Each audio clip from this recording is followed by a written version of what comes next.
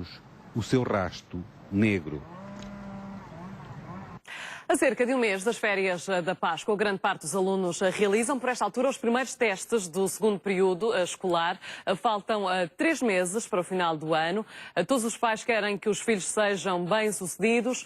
No entanto, ao longo do percurso escolar, a maioria dos alunos depara-se com dificuldades, mesmo os bons alunos. O segredo para alcançar o sucesso na escola é o título do mais recente livro de Renato Paiva.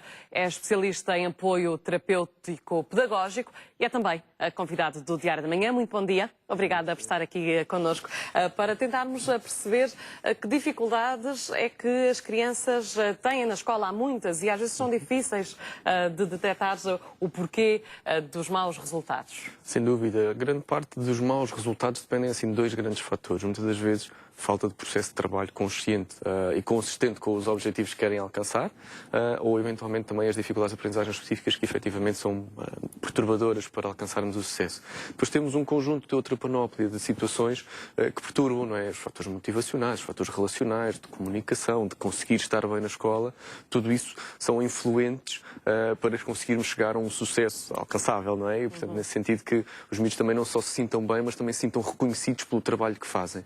E às vezes uma das grandes dificuldades é mesmo essa, é os miúdos trabalharem e nem sempre terem um feedback de regulação também positivo, que os encoraje a continuarem no bom caminho. Mas para muitas crianças, e um dos aspectos focados neste seu livro é o próprio facto de ir para a escola ser por si só um problema.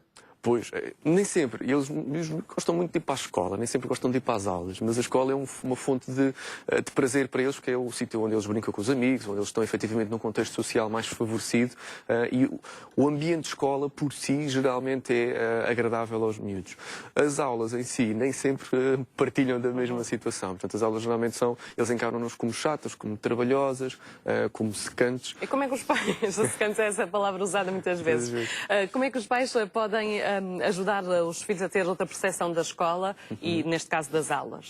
É sobretudo valorizar muito a questão da escola em si. Portanto, não é só valorizar e relativizar os sucessos ou insucessos, mas sobretudo dar-lhes uma perspectiva positiva da escola, não é? Porque daqui a muito tempo tu vais precisar da escola, ou daqui a muito tempo tu vais precisar daquilo que estás a aprender. Tem que ser uma coisa que eles consigam sentir como o agora, porque para eles o futuro é muito longínquo. Mas o que é que se pode dizer, por exemplo?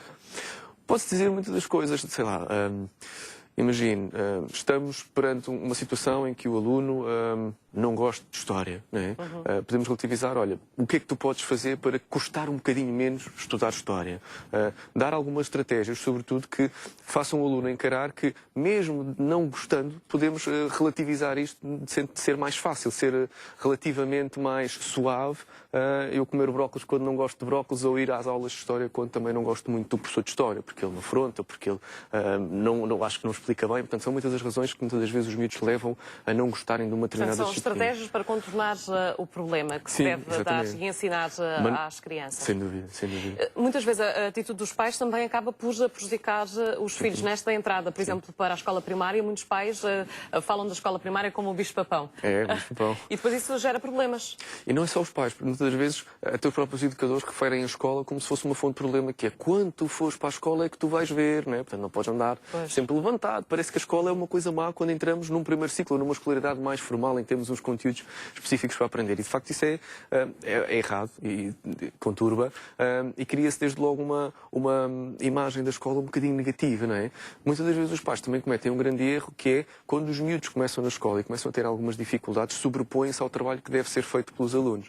E então começam a estudar para ajudar os alunos, começam a fazer muitos trabalhos por eles e não lhes deixam crescer em autonomia, aprendendo também com os próprios erros, que isso é uma coisa fundamental. Ajudar ou estudar com os filhos é bom ou é mau?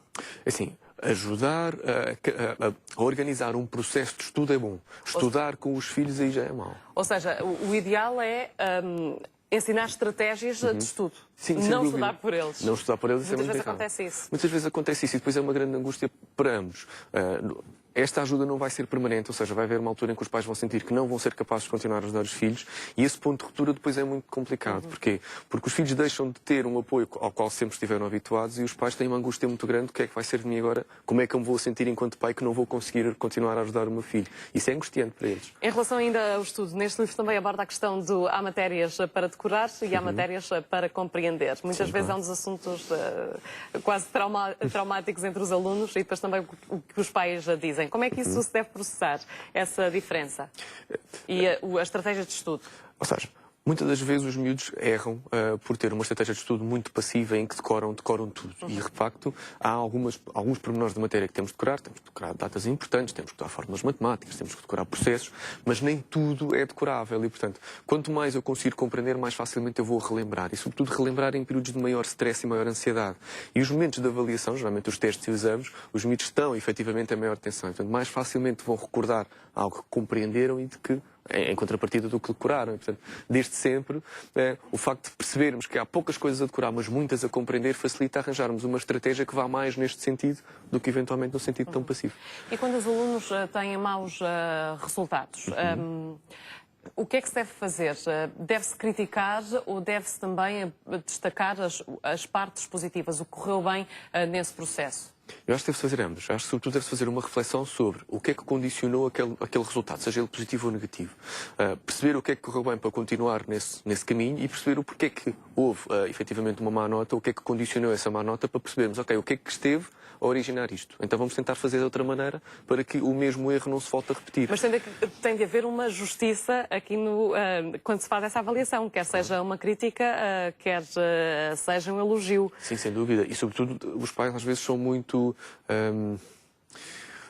castradores neste sentido, porque muitas vezes os miúdos trabalharam, efetivamente envolveram-se, se calhar não da melhor maneira e por isso é que também não conseguiram o resultado que queriam, mas não foi por falta de trabalho, não foi por falta de empenho. E muitas das vezes as críticas também são algo injustas. E por isso é que me parece importante que haja essa reflexão conjunta com os filhos, perceber qual foi o caminho que conduziu a este resultado e depois então perceber que maneira é que podemos fazer diferente para conseguir melhor. Porque quem se sente injustiçado pode se sentir também mais desmotivado. Muitas vezes sim. Doutor Renato Paiva, muito obrigada por estar aqui no Diário da Manhã e pelos seus conselhos. Bom resto de dia para si. Obrigada. Sofia. São agora 8h.